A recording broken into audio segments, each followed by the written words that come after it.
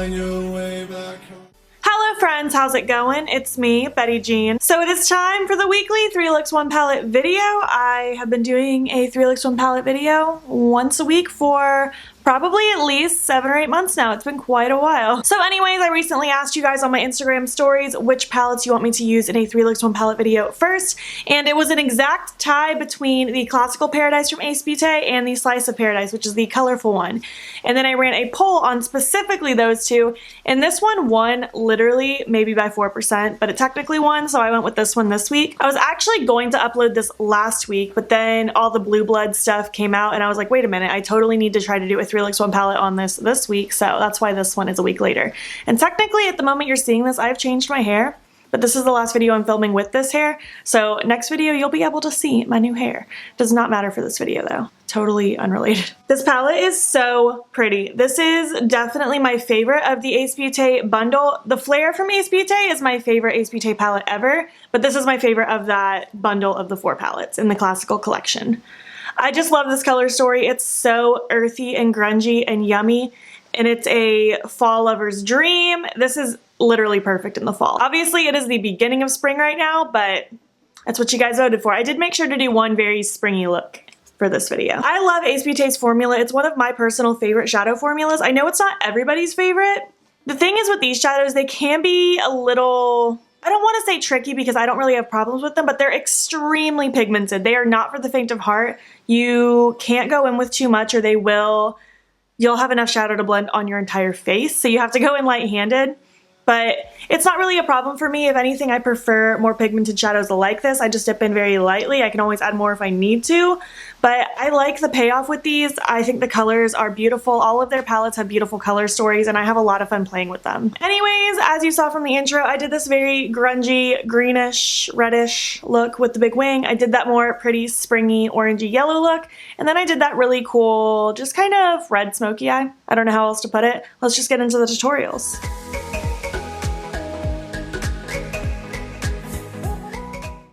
Alright, hello. I'm going in first with the shade Clay, and I'm going to be packing this on the outer corner of the eye, and then on the inner corner of the eye, and then dragging it through the rest of the crease. Nothing too crazy. This is how I start 90% of my looks.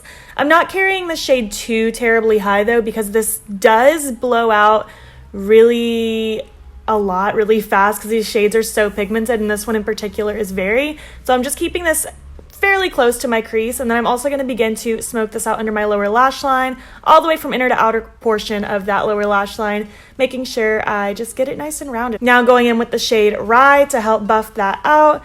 Like I said, I didn't want to take that first shade too high because I didn't want that red to go everywhere, so I'm just taking this shade and buffing that edge, kind of where that edge kind of stopped before, just to create that soft blend with this shade rather than with the red. And I feel like this helped blend it out a lot more rather than taking that red itself out too far, if that makes any sense at all. And now I'm going to go in with the shade Earth. And really with this shade, I'm just using this to deepen up that original red. I'm just packing this in the outer corner of the eye. I will drag it through the rest of the crease, but I want most of this focused in the outer corner. Just taking my time with this shade because again, I don't want this blended too high up at all. I want this focused nice and low.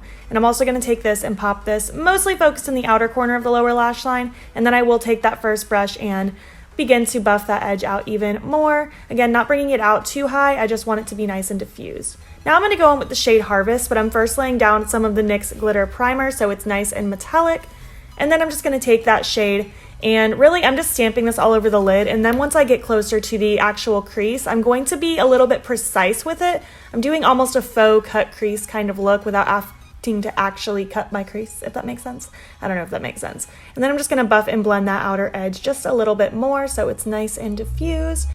And then I'm going to take that Harvest shade and just pop a little of that metallic right underneath that lower lash line, just in the front, because I think it adds just a little something, you know? I don't know what I was thinking. And then I'm taking the shade Hay, and I'm going to highlight my inner corner with that with my finger, because I didn't want to dirty a brush, and I'm using my fingertips while I have them, since my nails are short. And then I'm just going to take my Mr. Bing ColourPop liner, and I'm running that all in my waterline just because I felt like it complemented the look. Taking my Black Moon Gemini lashes and my Viscera lipstick from Apocalyptic Beauty. Use code BEAUTBEAN for 15% off, and that'll be it for this look.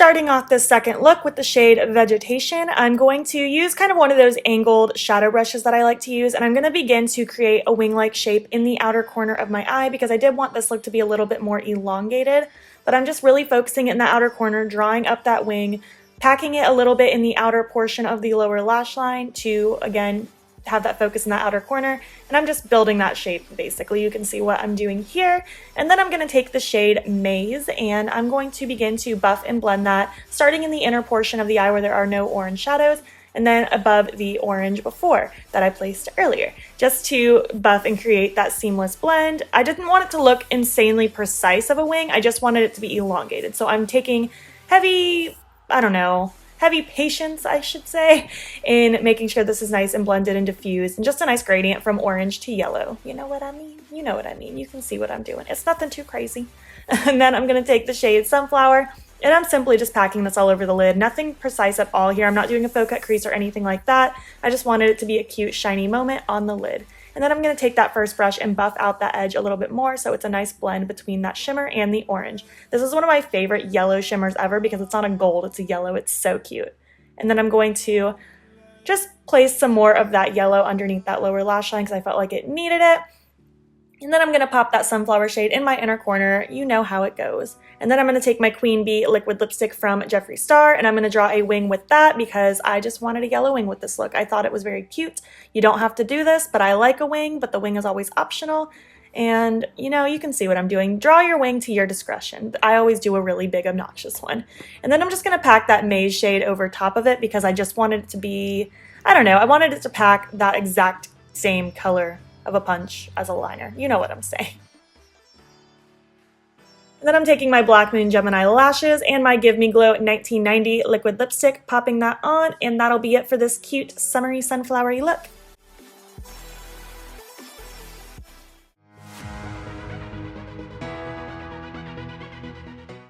For this final look, I'm going in with Golden Apple, which is my favorite shade in the palette. It's so grungy and yummy.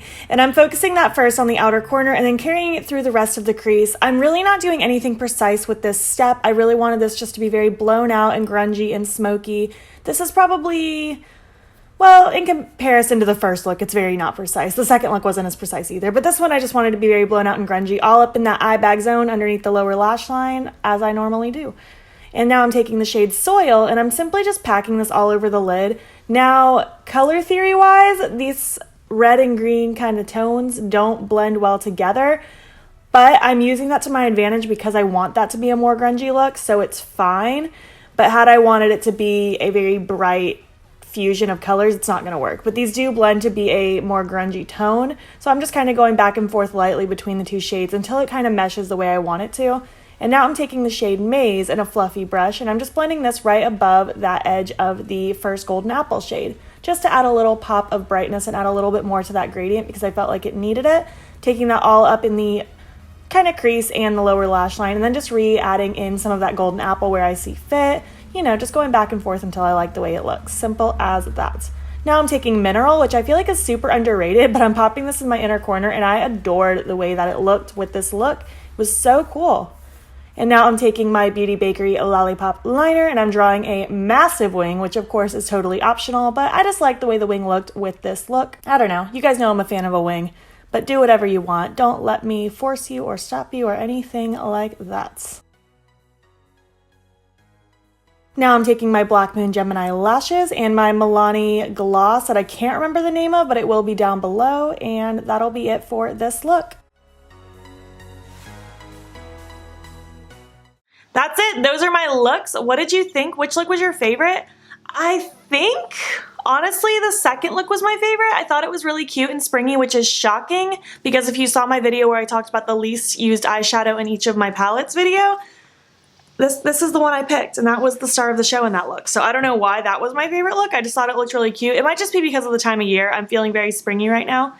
Even though I love this kind of vibe, it's just not the time of year, which obviously makeup has no rules. You can wear whatever, whenever, but I think I'm just in a spring vibe right now. Do you guys have this palette? Do you like this palette? Do you want to get it? I want to hear your thoughts on it. I do plan on doing the Slice of Paradise next week since it was almost a dead tie, but after that, let me know which palettes you want me to use in future 3 Looks 1 Palette videos. If you enjoyed this 3 Looks 1 Palette video, please make sure to give it a thumbs up. It helps me out a lot. And if you're not already, please hop over to my Instagram, it's beautbean, follow me there. I post every single day, and don't forget to subscribe here before you leave. I post 5 days a week, every Friday, Saturday, Sunday, Monday, Tuesday. Let me know what videos you want to see on my channel. Thank you so much for watching, and I will catch you in the next one. Okay, bye.